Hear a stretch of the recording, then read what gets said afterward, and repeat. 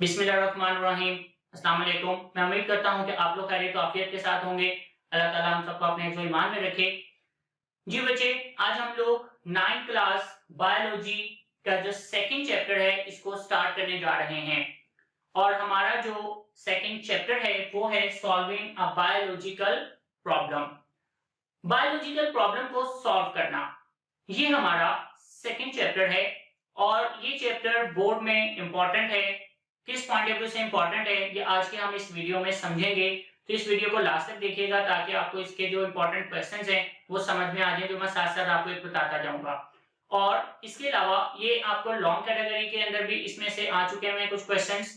तो ये chapter easy है, सिंपल है, शॉर्ट चैप्टर है इस बुक का, जो हम फौरी तौर पे इसको कवर अप करने की कोशिश करेंगे इंशाल्लाह। आपने इस वीडियो को लाइक करना है और इसके साथ साथ हमारे चैनल को सब्सक्राइब भी कीजिएगा और इसके साथ बेल आइकन को प्रेस कर दीजिएगा ताकि नए आने वाले तमाम लेक्चर्स की नोटिफिकेशन आप तक फौरी तौर पर आ जाए।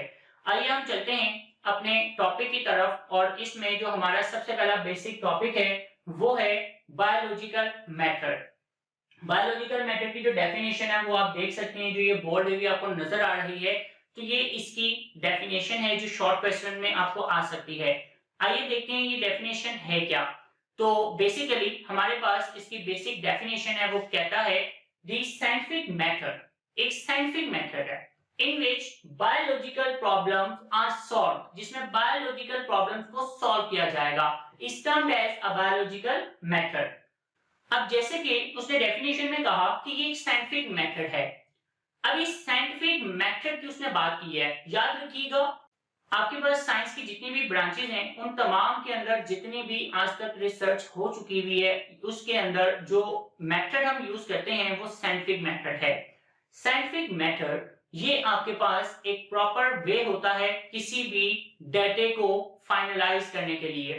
और आपके पास जो डाटा आज साइंस की बुक्स में मौजूद है, इवन केमिस्ट्री, फिजिक्स और जो डिफरेंट आप देखते हैं डाटा, जो इंफॉर्मेशन है वो इसी साइंटिफिक मेथड के जरिए आप तक आई हुई है।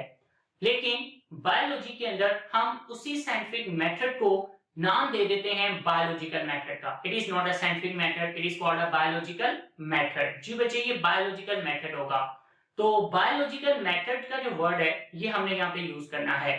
तो इसके अंदर उसने एक वर्ड यूज किया कि to solve a biological problem. Biological problem क्या है ये हम आगे देखते हैं। उससे पहले हम देखते हैं कि इसकी इंपॉर्टेंस क्या होगी।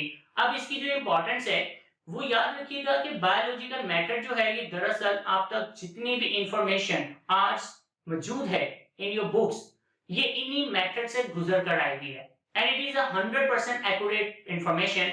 ये आपकी एक एक्यूरेट इंफॉर्मेशन है। उसकी वजह साइंटिफिक मेथड है।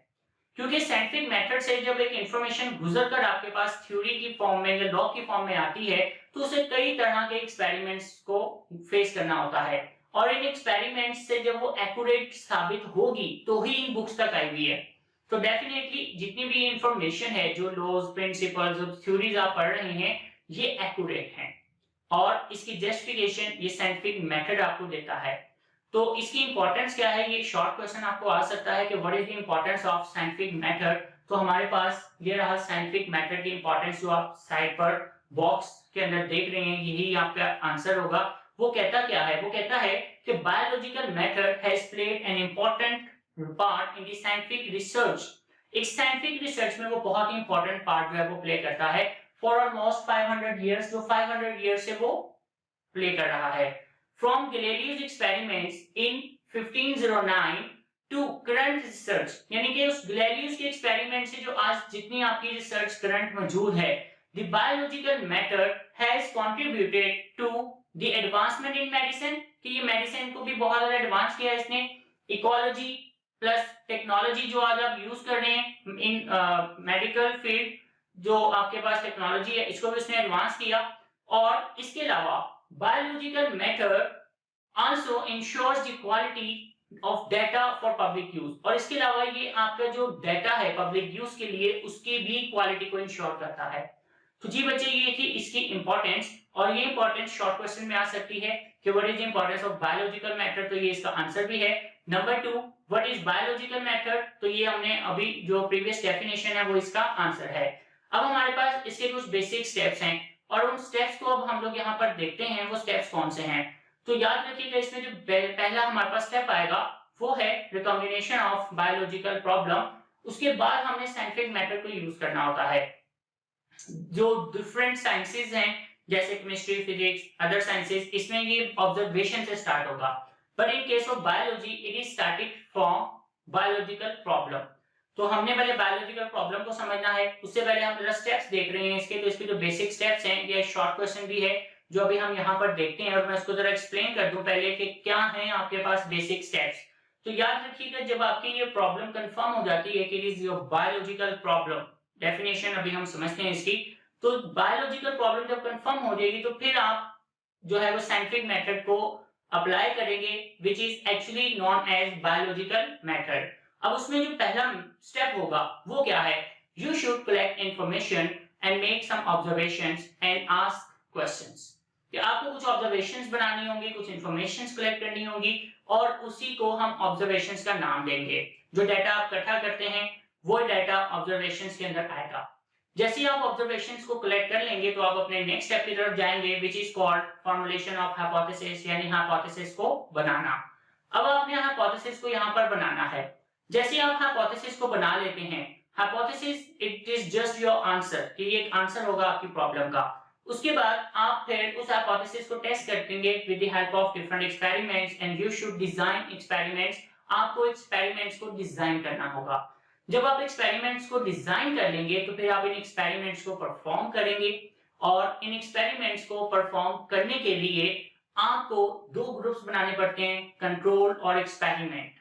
ठीक है, वो क्या है ये भी हम आगे कमिंग लेक्चर्स में देखेंगे। तो आपको जब एक्सपेरिमेंट्स करेंगे तो definitely you should get your answers, आपके तो you should get your results, आपको रिजल्ट्स मिलेंगे जो आप कंपेयर करेंगे कंट्रोल्ड और एक्सपेरिमेंट से। जब आप इनको कंपेयर कर लेते हैं तो फाइनली उससे आप एनालिसिस करेंगे और फाइनल रिजल्ट्स जो है वो निकालेंगे विच इज कॉल्ड कंक्लूजन्स। अब उस कंक्लूजन्स में आपके पास दो ही ऑप्शन आएंगी, या तो आपका हाइपोथेसिस जो है वो सही होगा या फिर आपका हाइपोथेसिस गलत होगा। इफ लेट्स सपोज कि अगर आपका हाइपोथेसिस गलत है तो आप दोबारा उसी तरफ चले जाएंगे, यानी आपको फिर से जो है वो नए एक्सपेरिमेंट्स को डिजाइन करना होगा, नए हाइपोथेसिस को सिलेक्ट करना होगा, फिर इसको दोबारा से रिपीट करेंगे। और अगर आपके ये जो एक्सपेरिमेंट्स हैं वो बताते हैं कि अगर आपका रिजल्ट सही है, आपके हाइपोथेसिस को जस्टिफाई कर देते हैं, तो फिर आपको इसको एनालिसिस करेंगे, इसको रिपोर्ट बनाएंगे, और फिर इन रिपोर्ट्स को आपको पब्लिश करना होगा टू अदर पीपल्स। आपको इन्हें इन्फॉर्म करना होगा कि वो भी एक्सपेरिमेंट्स करें और आपके रिजल्ट्स जो हैं उसको मजीद जो है वो स्ट्रॉन्ग बना दें। तो अगर उनके रिजल्ट्स भी आपके रिजल्ट्स के साथ मैच करते हैं तो फिर आपने इस हाइपोथेसिस को फाइनली एक्सेप्ट करना होगा। उससे आप फर्दर जो है वो बनाएंगे, इससे आप फिर फर्दर जो है वो एक्सपेरिमेंट से जब आप अपने हाइपोथेसिस को एक्सेप्ट हो जाएगा तो फिर आप इससे फर्दर एक्सपेरिमेंट्स परफॉर्म करवाएंगे, and if it is also proved तो then your statement will become a theory, और थ्योरी से फिर हम लॉ ऑफ प्रिंसिपल की तरफ जाएंगे। तो ये हमारे पास कुछ बेसिक स्टेप्स थे। अब हम इन स्टेप्स को जरा ऑर्डर फॉर्म में देख लेते हैं। तो इसका पहला जो स्टेप है वो यही है, recombination of a biological problem, कि बायोलॉजिकल प्रॉब्लम को पहचानना। और उसके बाद जो स्टेप्स आएंगे उसका पहला स्टेप है आपके पास ऑब्जर्वेशन। जैसे ही ऑब्जर्वेशन हम कर लेते हैं तो फिर हमारे पास क्या आएगा, फॉर्मुलेशन ऑफ हाइपोथेसिस को बनाना। जब आप हाइपोथेसिस को भी कर लेंगे तो फिर आपके पास नेक्स्ट स्टेप आता है डिडक्शंस क्या है ये भी हम अभी लेक्चर्स के अंदर समझेंगे।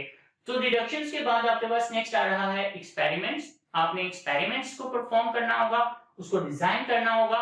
एक्सपेरिमेंट्स के बाद फाइनली आपको रिजल्ट्स मिल जाएंगे जिन्हें आपको कंपेयर करना है, और इसके बाद फिर आप उन्हीं रिजल्ट्स को समराइज करेंगे और उनको फाइनली एनालिसिस करेंगे कि क्या रिजल्ट्स हैं।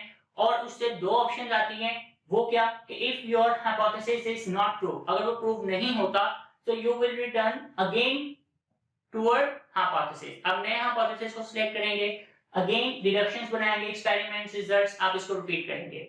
दूसरी option, if your hypothesis prove, अगर आपका हाइपोथेसिस प्रूव हो जाता है तो आपको अपनी ये जो फाइंडिंग्स हैं, अपने रिजल्ट्स जो हैं उसको रिपोर्ट करना होता है to inform other peoples in meeting, seminars and use other resources. उसके बाद जब वो भी एक्सपेरिमेंट्स परफॉर्म करेंगे and your hypothesis is also satisfied with your with their experiments, तो your hypothesis will become a theory.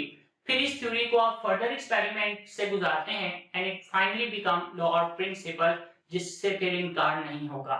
जी बच्चे, ये हमारे पास इसके बेसिक स्टेप्स थे जो आपको शॉर्ट क्वेश्चन में भी आ सकते हैं कि explain basic steps used to solve a biological problem, तो इनके नेम्स आपको मेंशन करने होंगे। अब हम वन बाय वन इनको जरा समझते हैं। तो हमारे पास सबसे पहले जो आएगा वो है combination of a biological problem. जी बच्चे, ये हमने वर्ड पहले भी पढ़ा, तो हम समझते हैं कि इसकी क्या है एक्चुअल डेफिनेशन। तो आइए जरा इसकी डेफिनेशन को हम समझ लेते हैं। अब हमारे पास जो बायोलॉजिकल प्रॉब्लम है वो कहता है the biological problem is a question related to living organism. इस पे आपने जोर देना है, ऑर्गेनिज्म से related, that is either asked by someone or comes in biologist's mind by himself. It is the definition. ये इसकी डेफिनेशन है। अब वो कहता क्या है कि बायोलॉजिकल प्रॉब्लम एक्चुअली एक क्वेश्चन है, ये क्वेश्चन है जो ऑर्गेनिज्म से रिलेटेड होगा और ये आपके माइंड में खुद भी आ सकता है या आप किसी से क्वेश्चन भी कर सकते हैं। याद रखिएगा, अगर आपका ये जो प्रॉब्लम है, ये जो क्वेश्चन है, वो अगर लिविंग ऑर्गेनिज्म से रिलेटेड नहीं है तो ये बायोलॉजिकल प्रॉब्लम नहीं है।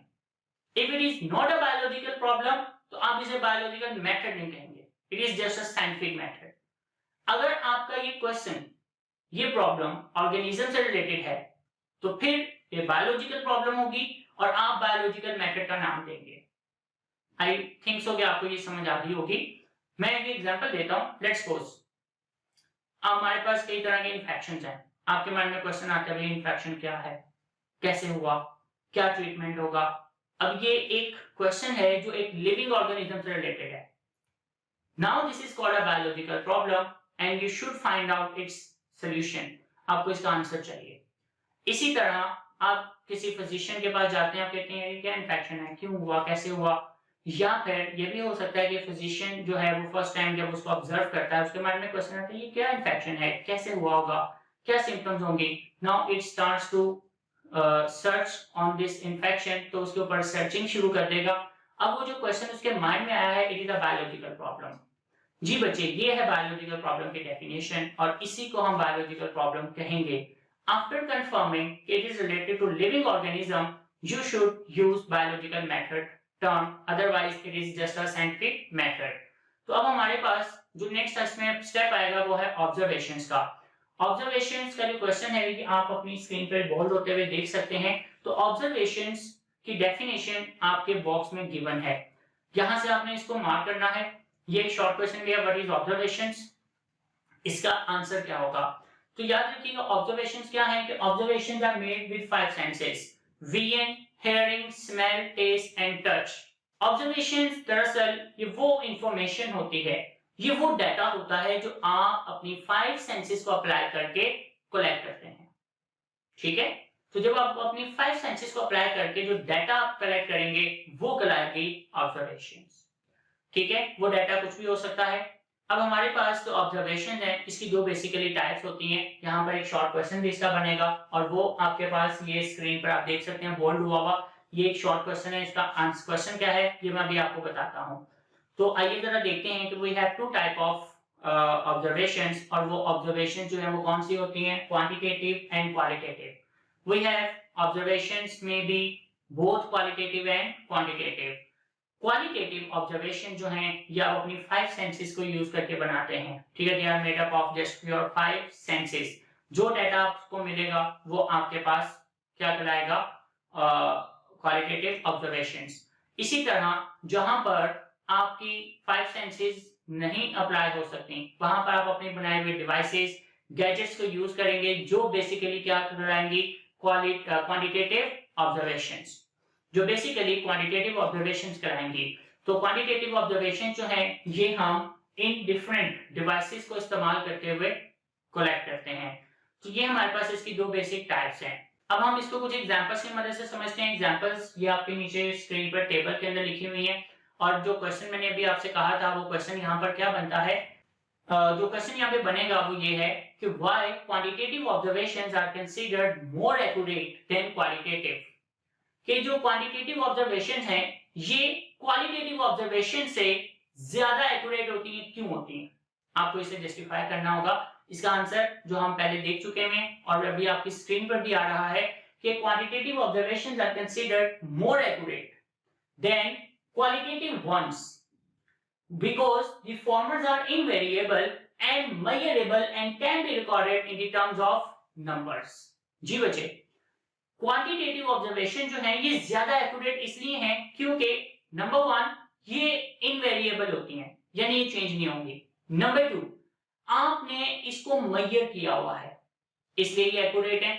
नंबर 3 आप इसको वैल्यूज की फॉर्म में, नंबर्स की फॉर्म में जो है वो रिकॉर्ड कर सकते हैं, that's why it is more accurate. जबकि क्वालिटेटिव जो है उसमें ऐसा कुछ नहीं होता, इसलिए वो आपके लिए इतनी एक्यूरेसी नहीं होती देती, तो वो ऑब्जर्वेशन जो है वो इतनी एक्यूरेसी आपको नहीं देती हैं। That's why quantitative observations are considered more accurate. अब इसको जरा एग्जांपल्स की मदद से समझते हैं ताकि हमारा ये जो कॉन्सेप्ट है वो जरा क्लियर हो जाए। तो let us have some examples. Examples में वो कहता है the freezing point of water is colder than its boiling point, कि भाई वाटर का फ्रीजिंग पॉइंट इसके बॉइलिंग पॉइंट से कम होगा। डेफिनेटली जो बॉइलिंग पॉइंट है वो हाई होगा, फ्रीजिंग पॉइंट जो है वो कम होगा, लेकिन एक्यूरेट नहीं बताया उसने कि क्या होगा। तो ये रहा क्वालिटेटिव, क्योंकि इसमें एक्यूरेसी नहीं है। अगर अब हम इसकी क्वांटिटेटिव ऑब्जर्वेशंस को देखें तो वो क्या कह रहा है? क्वांटिटेटिव ऑब्जर्वेशंस में वो कहता है कि freezing point of water is 0 degree Celsius and boiling point is 100 degree Celsius. जी बच्चे, अब देखें ना, इसमें आपको वैल्यूज मिल गई हैं कि भाई उसका फ्रीजिंग पॉइंट 0 डिग्री सेल्सियस है और उसका जो बॉइलिंग पॉइंट है वो 100 डिग्री सेल्सियस है। नाउ इट इज वैल्यूज, अब यहाँ वैल्यूज आ गई हैं, तो वैल्यूज के आने पर उसकी एक्यूरेसी ज्यादा होगी कि भाई एक शार्प डिफरेंस आ गया ना, 100 डिग्री सेल्सियस का डिफरेंस है दोनों में, जबकि क्वालिटेटिव ऑब्जर्वेशंस ये आपको नहीं बता पा रही थी, इसीलिए हम क्वांटिटेटिव को ज्यादा एक्यूरेट कंसीडर करेंगे। एक और एग्जांपल अब हम इसके लेते हैं और वो एग्जांपल है आपके पास कि 1 litre of water is heavier than 1 litre of ethanol, कि 1 लीटर जो वाटर है उसका वेट 1 लीटर ऑफ अल्कोहल से ज्यादा होगा। ओके, बट कितना ज्यादा होगा ये एक्यूरेसी उसने नहीं बताई। ये क्वालिटेटिव ऑब्जर्वेशन है जो आपने जस्ट 5 सेंसेस से देख लिया कि इसका वेट ज्यादा है 1 लीटर ऑफ वाटर का और 1 लीटर ऑफ एथेनॉल का वेट कम है, बट नहीं कंफर्म कि कितना वेट है। अब हम चलते हैं जरा क्वांटिटेटिव की तरफ। तो क्वांटिटेटिव में वो क्या कहता है कि 1 litre of water weighs 1000 grams, वो 1000 ग्राम है, and a litre of ethanol weighs 789 grams. अब देखिए हमने इसको मेजर किया, ठीक है, डिवाइस की मदद से, तो हमें क्या पता चल रहा है कि जो 1000 ग्राम है वो वाटर का वेट है। ओके, और अल्कोहल का वेट कितना आया, एथेनॉल का वेट कितना आया, 789 ग्राम्स। तो एक डिफरेंस आपको मिल गया जो कि एक्यूरेट डिफरेंस है। तो इसलिए हम क्वांटिटेटिव ऑब्जर्वेशंस को ज्यादा एक्यूरेट कंसीडर करते हैं as compare to qualitative observations. तो ये बच्चे हमारे पास एक छोटा सा टॉपिक था और ये इसके इंट्रोडक्शन में आने वाले कुछ क्वेश्चन थे जिसको आपने याद करना है। आपने हमारे चैनल को सब्सक्राइब करना है, बेल आइकन को प्रेस करना है और इस वीडियो को आपने लाइक करना है और दोस्तों के साथ शेयर करना है। जी बच्चे, लाइक इसलिए क्योंकि इतनी मेहनत जो हम कर रहे हैं वो जाहिर बात है उसके ऊपर लाइक तो बनता है, तो आपने इस वीडियो को लाइक करना है, इसको शेयर करना है अपने दोस्तों के साथ ताकि उन्हें भी इस तरह की क्वालिटी एजुकेशन जो है वो मिलती रहे। और हमें आपने ज्यादा से ज्यादा सब्सक्राइब करके और बेल आइकन को प्रेस करके और वीडियो को लाइक करके सपोर्ट करना है ताकि हम आपके लिए इसी तरह मेहनत करते रहें और ऐसे लेक्चर्स लाते रहें। मुझे इजाजत दें, अल्लाह हाफिज।